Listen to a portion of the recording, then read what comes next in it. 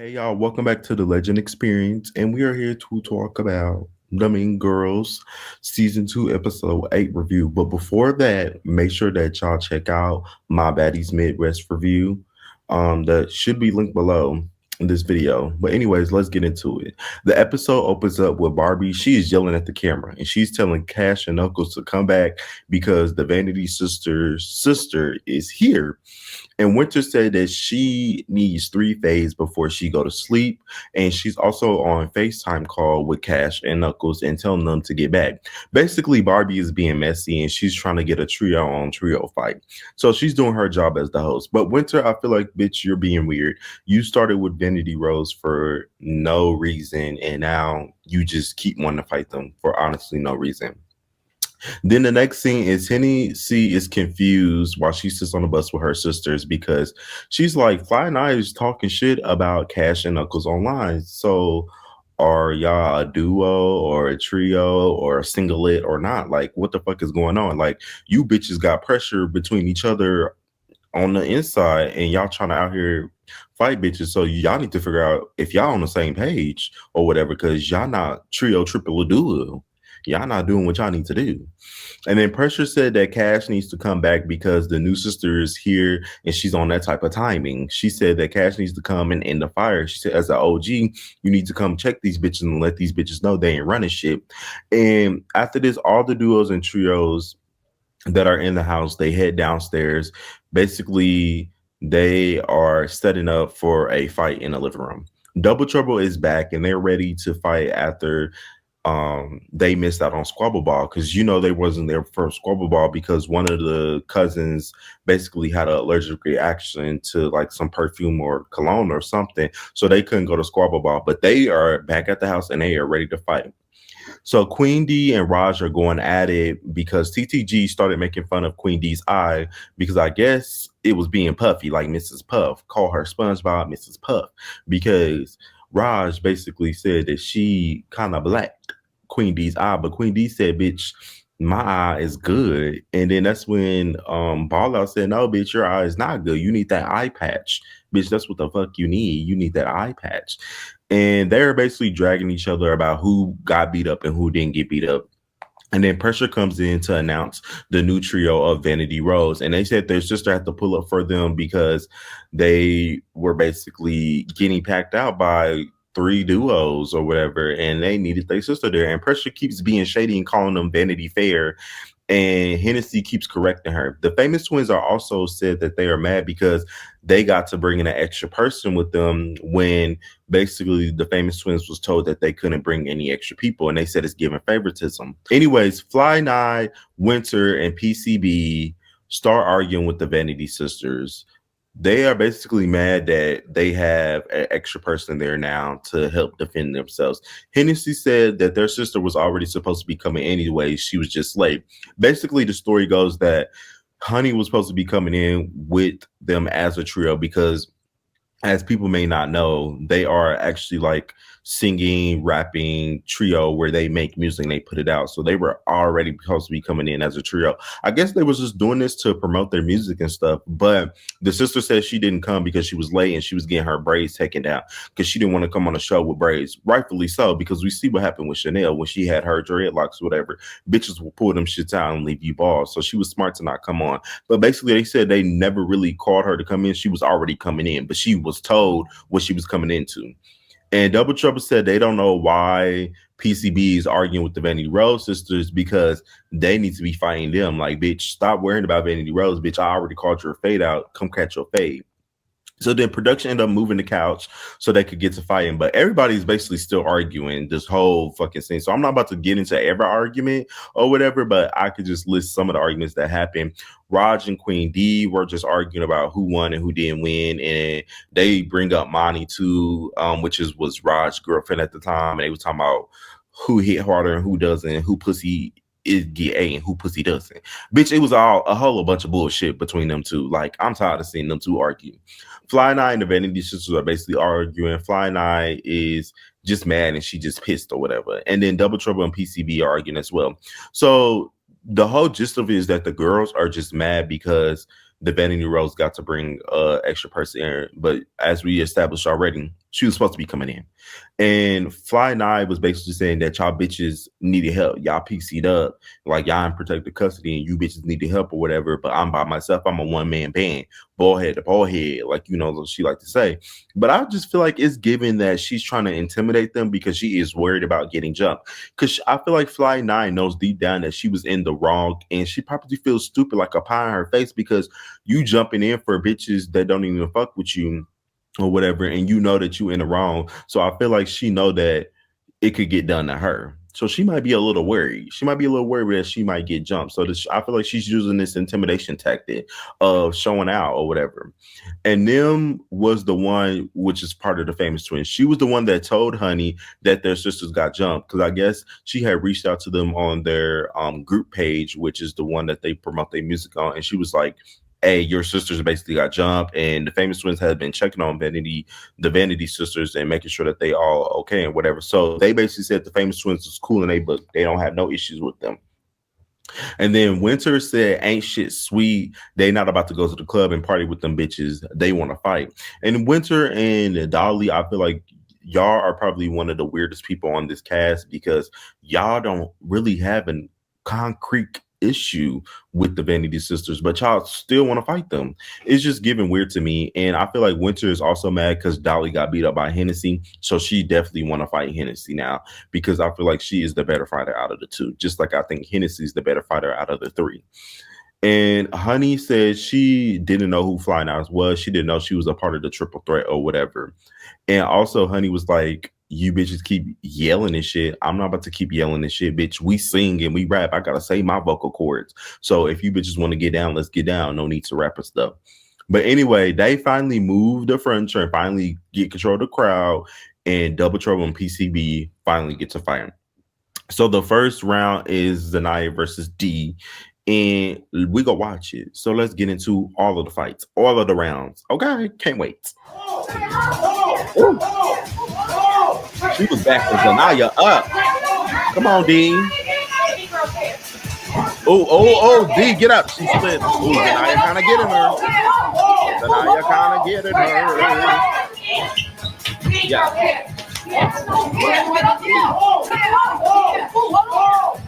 Ooh, okay.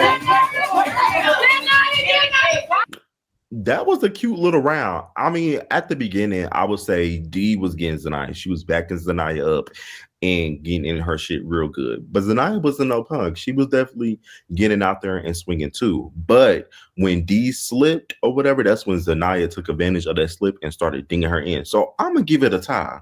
I'm going to give it a tie overall because I feel like both of them was getting out there. Both of them was swinging and stuff. But I noticed that D does this thing where she swings and smacks so that way she could grab onto something. Zanaya is swinging with both hands. So I don't know. I'm going to just say that first round was a tie because I feel like they both was getting out there and they're pretty evenly matched. Like I feel like they're the same size. They fight similar. So it's a good even match. I don't know. It was a good fight, but I'm going to say it's a tie. So let's get into round two. Ooh. Ooh.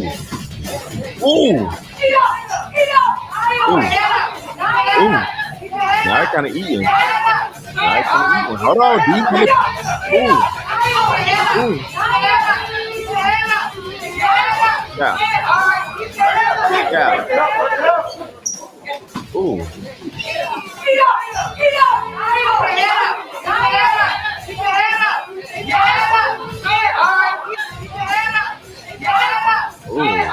They let them fight for a long ass time.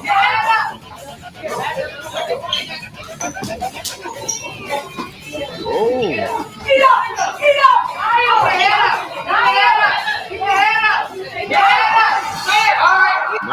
Not the knee. I'm gonna say they was getting there and around again, but the different anglings, I love the angles. I love the up angle, the side angle, all the angles. Y'all giving us all the motherfucking angles. But I'm gonna say it was a tie again, and I'm gonna have to give it to D this round. I don't know. D was getting in there, especially when they got all huddled up. I know that I was like trying to knee her, but D was uppercutting. Getting in there. I don't know, but it was a tie, so it could really go either way. I wouldn't be mad at anybody that says Zanaya won. I wouldn't be mad at anybody that says Zanaya won because it depends on what you think winning is. Because they were definitely tied out, like they were going blow for blow. So I'm gonna give it to these still because based upon what I saw and what I was seeing, I feel like Dee was getting in there and she got in there a little more than I did. Not saying that Zanaya didn't put in her work, but she was putting in work. But then after this, that's when Casa and Mumac run a round or whatever. And I feel like this is probably one of the best rounds of the episode. Ooh. Ooh. Mumac got that first good hit. Yeah. Yeah. Ooh. Ooh. Oh. Yeah. Okay, Moo was getting it in the beginning, but Casa ate up. Hold on, Casa. Casa throwing them haymakers. Oh my God. Yeah. Oh.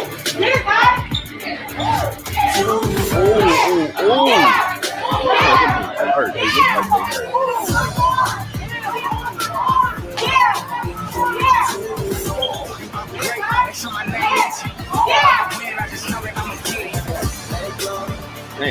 Dang.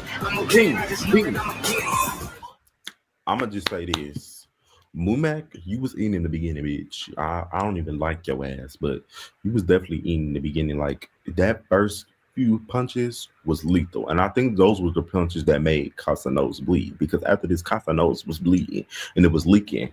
And even though her nose was leaking and bleeding, I still feel like she won that. Like they were definitely going blow to blow, but I'm gonna have to give it to Casa because after those first couple punches and when that little whatever the fuck that baby big wrap that she had on her motherfucking head, whenever that shit came the fuck off, she got really active and she was throwing them haymakers to Mumac face and backing that bitch up. And overall, I'm gonna give it to Casa, but it was probably one of the best rounds of the episode. But it was really good. It was really good. And I think after this, Casa nose is bleeding, so she had to go to the restroom and clean up her nose. And then Dee spit on Mumac or whatever. So everybody is crashing out about them spitting, and Zanaya's trying to fight Dee again or whatever because she spit on her, and Mumac is trying to self-soothe herself because she's ready to crash out and ready to fight or whatever. And everybody's saying that shit is nasty. That shit is nasty. So they end up letting Mumac and Dee run around. So let's see that. Oh, Moo is backing her up.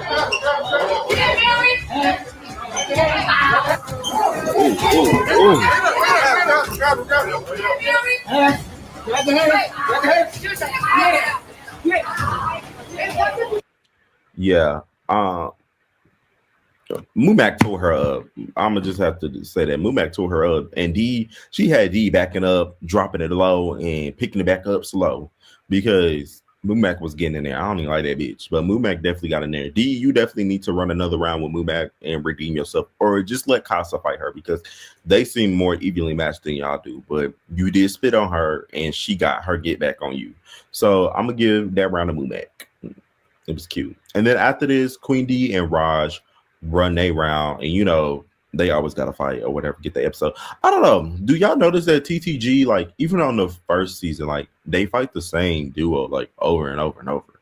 Just like they fighting the same duo over and over and over this season. And I don't know.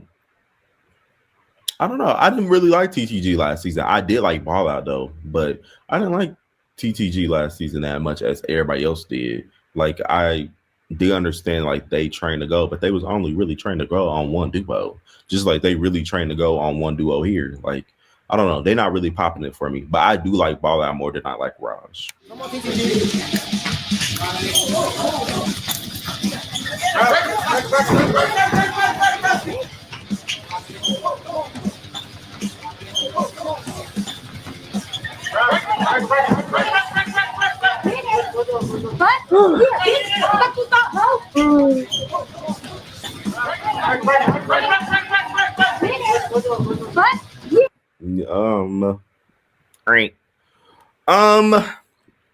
That fight was boring to me. I think Queen D and Raj fighting is making me realize that maybe Raj is not as heavy as a hitter as everybody has claimed her to be, because the fact that Queen D is sticking up there with you or whatever, like, it's giving tie to me. But if you want to give a winner, I guess you could say Raj. But to be honest, she's not whooping Queen D how she should be whooping Queen D.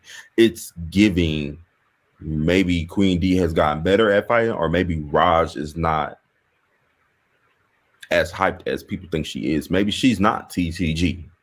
Maybe she needs to find a new name to fit her, because it don't look train to go to me. It look like you're still in training to go. I don't know. I'm gonna just say it's a tie overall, because Queen D was still sticking in there. But to me, neither one of them could fight. It was a boring ass fight. They should have never got out there. But then after they end up fighting, a Ballout and Chanel fight or whatever. And this is what I came to motherfucking see. Hey, Ooh. Ballout getting in there, bitch. Chanel ain't no punk. No, hold on. Chanel getting in there. Chanel, open up your eyes, bitch. Ballout still getting there.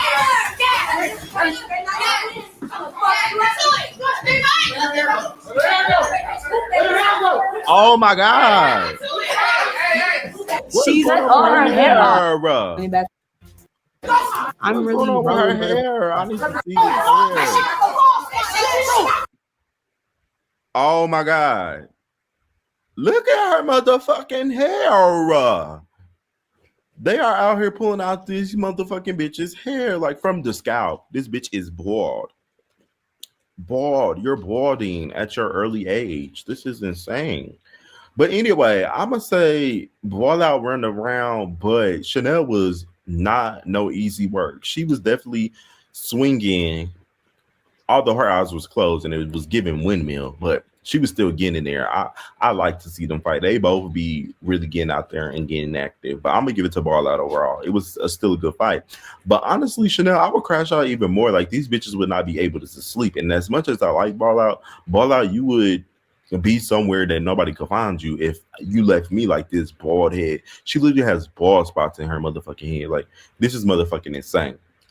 But anyway, after this, they give a preview for next week, and basically the Vanity Sisters are once again the topic of discussion, and they're arguing with PCB and the Brat Stalls next episode and talking about how they want to fight, and they end up fighting. Honey ends up fighting Winter and Zanaya, and I guess we get to finally see Honey fight. But from the preview, it looks like that Honey is not much of a fighter, just like Hayes is not much of a fighter. So maybe they should just let Hennessy run all the fades or whatever. But y'all, make sure that y'all tune in next week, because next week look like it is going to be motherfucking good. And make sure that y'all like, comment, and subscribe to the video.